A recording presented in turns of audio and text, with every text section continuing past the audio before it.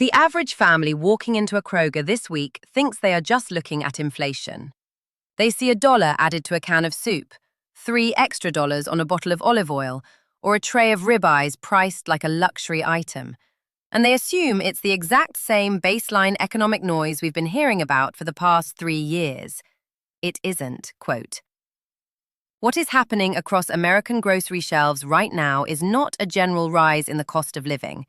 It is a violent, simultaneous convergence of 4 completely independent structural shocks: a 75-year biological collapse in the domestic cattle population, an aggressive shift in global trade tariffs on core packaging materials, a catastrophic cluster of localized agricultural weather events, and a massive geopolitical spike in transport fuel costs. Each of these forces is moving through specific supply chains on a very strict, mathematically predictable delay. And the window to prepare for what happens when those delays expire is closing fast. I spent the last 3 weeks digging through USDA crop reports, the latest Bureau of Labor Statistics consumer price indices, import manifest data, and the Section 232 tariff schedules. The data points to a singular, unavoidable conclusion. These are not random, temporary fluctuations. The underlying mechanics driving these price increases are already locked into the supply chain. They cannot reverse before the end of summer. In fact, for several major categories on this list, the cost curves haven't even fully landed on the shelf yet. They are working their way through corporate supply contract resets that are ticking down right now. Number 1 on this list just hit a retail price tag that has literally never been recorded in the entire history of American grocery tracking. But to understand how we got there, we have to start at the bottom of the list, with the items where the shift is quietest, fastest, and most easily ignored. Let's start with number 13, canned tomato paste. I know what you're thinking. Tomato paste. That tiny 6-ounce cylinder tucked away on the bottom shelf for 89 cents. The item you grab without looking at the tag, throw into a cart, and forget about. That exact indifference is why it opens this list. Canned tomato paste is currently being slammed by 2 completely separate compounding cost pressures, and almost nobody is watching either of them. The first pressure is the container itself. In June of last year, the Section 232 import tariff on steel and aluminum was doubled to 50%, with no regional exemptions and no corporate write-offs.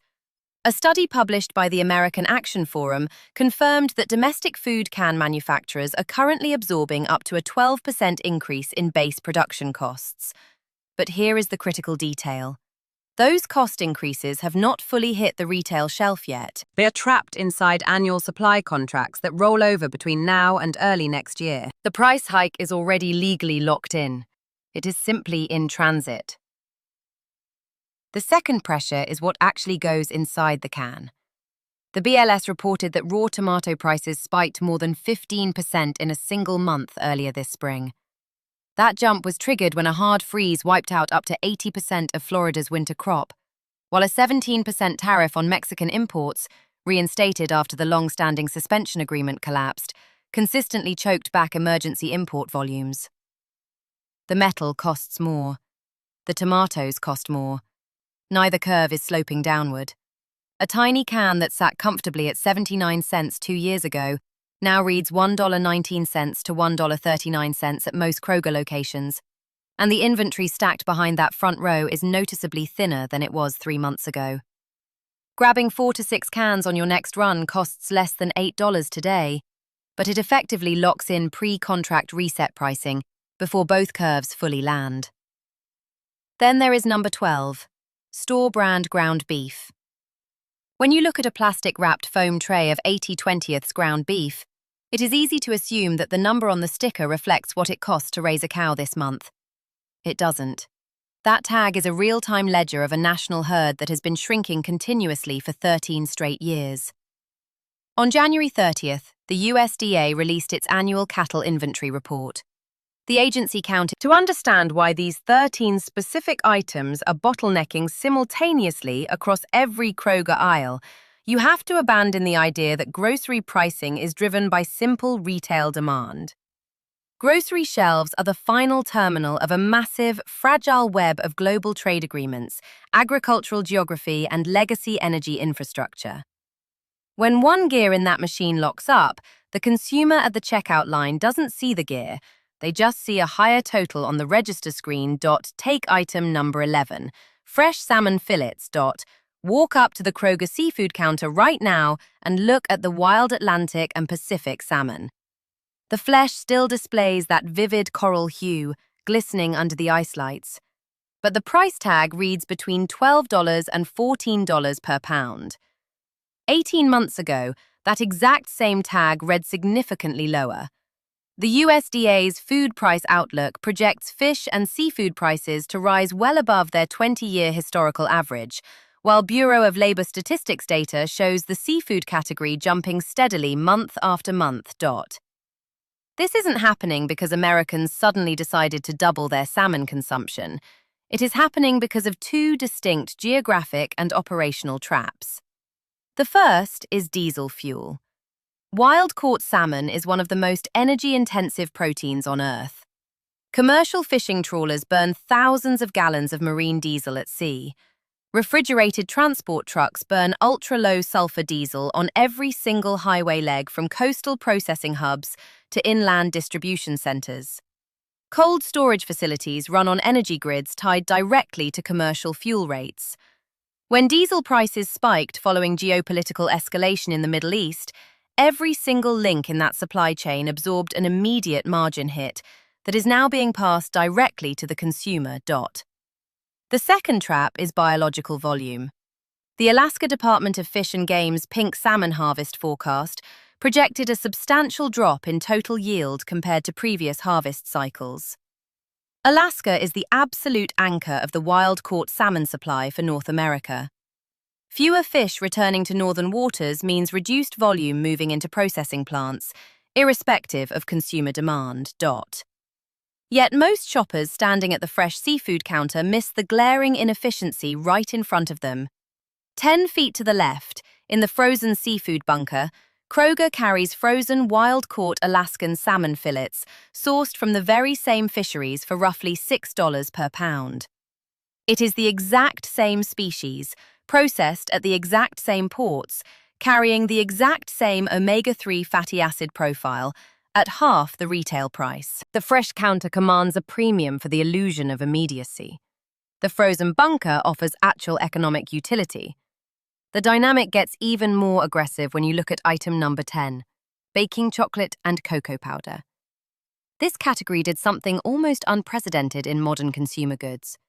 It spiked in price while simultaneously shrinking package sizes across major brands. The crisis originated thousands of miles away in West Africa. Consecutive severe droughts, compounded by widespread outbreaks of swollen shoot virus, crippled cocoa tree yields in the Ivory Coast and Ghana. Together, those two nations produce roughly 60% of the entire global cocoa supply. Commodity markets reacted violently. Cocoa futures surged to an astonishing peak of $13,000 per metric ton in late 2024. While futures pulled back into the $5,000 to $6,000 range, that lower figure remains 2 to 3 times higher than the historical baseline. Consumer packaged goods manufacturers do not purchase cocoa on spot markets day to day. They operate on long-term hedging contracts. That means the astronomical raw material costs incurred during the 2024 peak are only now fully bleeding into retail shelf prices. Major manufacturers like Hershey instituted sweeping double-digit price increases. Corporate financial disclosures revealed net sales growth driven entirely by higher price realization rather than increased unit volume. Bureau of Labor Statistics records confirmed candy and cocoa categories climbing over 11% year over year. Pick up a standard bag of chocolate morsels at Kroger today. The bag that historically weighed 12 ounces now frequently weighs 10 ounces. The price tag that used to read $3.49 now reads $4.79. The consumer pays more money for less product by weight. Securing extra baking chocolate and cocoa powder before seasonal holiday demand creates a secondary price surge is one of the simplest tactical adjustments a household can make. Then there is item number 9, ground coffee. Coffee is the single most dangerous item in a household budget because it operates on inelastic demand. People do not stop drinking coffee when the price increases 10%, they simply pay the tax. The retail price of ground roast coffee surpassed $9.70 per pound nationwide, the highest price point recorded by federal statistical agencies since tracking began in 1980. Year over year, coffee prices surged over 18%. The root cause points directly to Brazil's principal growing belts, where historic drought conditions destroyed production potential for Arabica beans across successive crop cycles. The International Coffee Organization documented global coffee prices maintaining extreme highs well above 260 cents per pound. Subsequent trade policy shifts and executive tariff actions added secondary cost layers to imported green beans before roasters even processed the harvest. The standard store brand coffee canister that reliably sat at $5.99 now hovers near $9. Because coffee is bought habitually, this single category silently adds $15 to $20 per month to a family's recurring baseline expense without a single extra cup being brewed. Which brings us to item number 8, canned corn and green beans, closely followed by item number 7, canned soup. These items represent the ultimate irony of modern grocery logistics. Canned vegetables and soups are meant to be the absolute floor of budget security, shelf-stable, affordable staples designed to stretch household finances. But they are trapped inside a severe structural cost escalation, the steel can itself. When the Section 232 import tariff on steel was elevated to 50%, the input cost of tin plate steels surged. For a luxury item, a 10-cent increase in packaging is negligible, but for a 50-cent can of sweet corn or green beans, the metal container represents a massive proportion of the overall product cost. Data from trade policy analysts at the American Action Forum indicates that packaging cost shifts account for up to a 10% jump in shelf pricing for low-cost canned goods. Major food conglomerates, including Conagra Brands and Campbell's Soup Company, confirmed in public earnings calls that packaging input inflation remains elevated and is being systematically passed down through pricing adjustments. Because canning operations negotiate annual supply contracts during late-year windows, the complete impact of these tariff adjustments has not yet fully settled across all stock-keeping units. The current window represents the final period before incoming contract resets push shelf prices higher across the entire canned goods aisle. Moving into the core of the store, the structural pressure intensifies inside high-volume categories where operational workarounds are hardest to implement. Take item number 6, canned and bottled soft drinks. The price tag on a 12-pack of brand-name soda has climbed rapidly across all major retail chains, and the primary catalyst has very little to do with the liquid inside the can. It is the container. When the Section 232 tariff structure was modified to impose a 50% levy on aluminum imports, the raw material expense for American can fabricators shifted immediately. The Can Manufacturers Institute publicly warned that these tariffs would inject severe upward pressure into domestic supply chains, forcing beverage producers to absorb elevated costs on every unit produced. ThompsonHeinzMartTrade.com. Simultaneously, the sweetener component inside the beverage is tracking higher.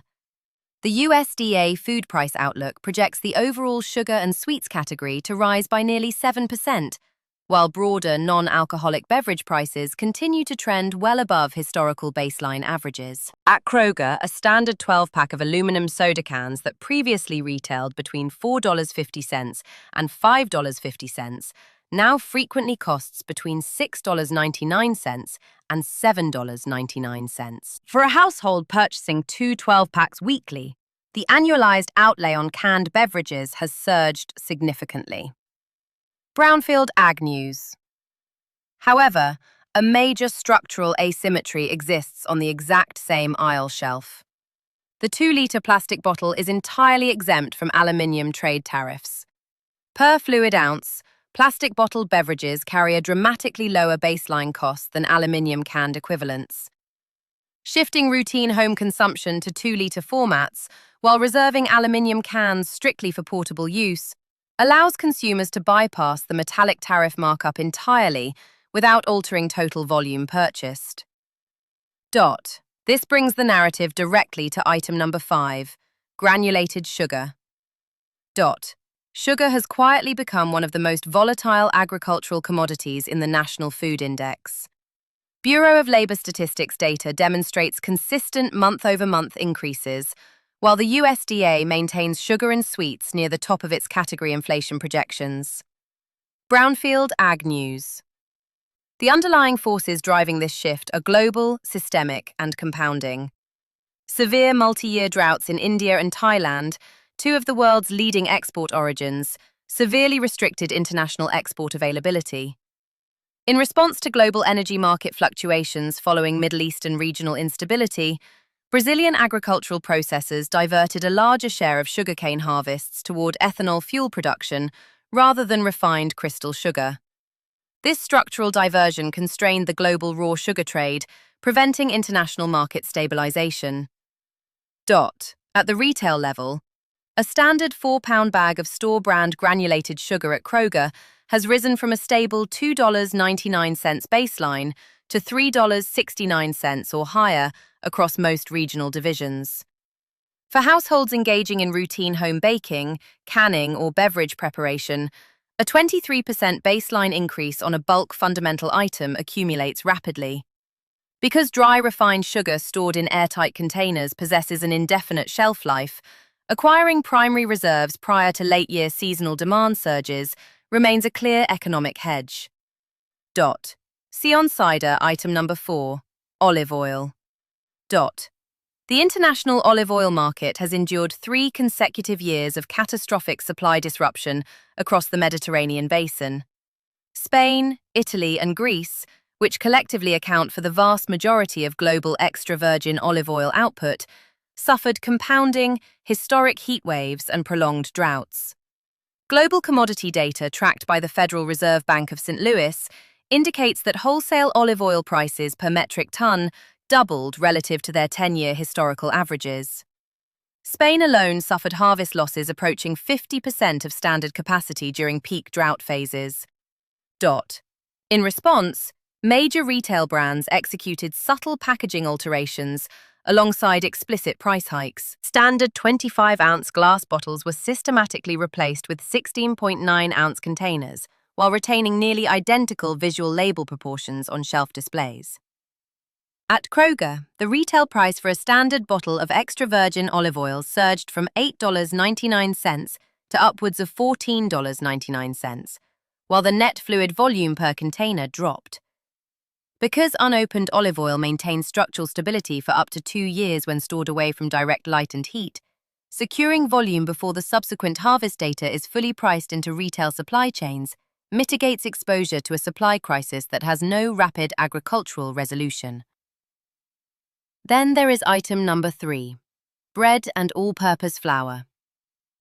Bread carries a unique psychological weight in consumer spending. Price movements on basic bakery staples trigger immediate economic friction for households. USDA crop evaluation reports confirm that domestic winter wheat production contracted sharply following sustained drought conditions across the southern Great Plains and the Pacific Northwest. The USDA Economic Research Service projects cereal and bakery products to maintain elevated pricing trajectories through the end of the year. Furthermore, bread manufacturing is intensely exposed to secondary supply chain inputs. Commercial baking operations require high thermal energy inputs for industrial ovens, diesel fuel for multi-stop daily delivery networks, and flexible polymer packaging. Every stage of the milling, baking, and logistics chain is currently operating under elevated input costs. A basic store-brand white or whole wheat loaf that historically retailed at $2.19 has moved to $2.79 or $2.99 at Kroger, while commercial premium brands routinely exceed $4.50. Because fresh bread can be frozen for up to 3 months without structural degradation, purchasing standard inventory during promotional cycles directly offsets elevated weekly retail prices. Which leads to item number 2, fresh tomatoes. Fresh produce data from the Bureau of Labor Statistics revealed that fresh tomatoes recorded the single sharpest year-over-year price spike of any individual produce category tracked by federal agencies, surging nearly 40%. This massive increase was not caused by a single isolated failure, but by three separate shocks striking simultaneously. First, an unseasonal hard freeze swept through Florida's primary growing regions, destroying an estimated 80% of the state's standing winter crop in a single freeze event. Second, torrential rainfall and crop disease impacted the Sinaloa region in Mexico, crippling the primary import backup line. Third, the reinstatement of a 17% tariff on Mexican tomato imports following the termination of the long-standing suspension agreement added an absolute cost floor to all incoming foreign volume. When combined with elevated transport fuel costs, the landed cost of fresh field tomatoes escalated dramatically. The immediate tactical countermeasure involves shifting cooked culinary applications toward canned, whole-peeled or crushed tomatoes. Canned tomato products, while subject to long-term steel container contract adjustments, operate on vastly lower baseline cost structures than fresh produce, enabling consumers to bypass the absolute peak of fresh produce inflation.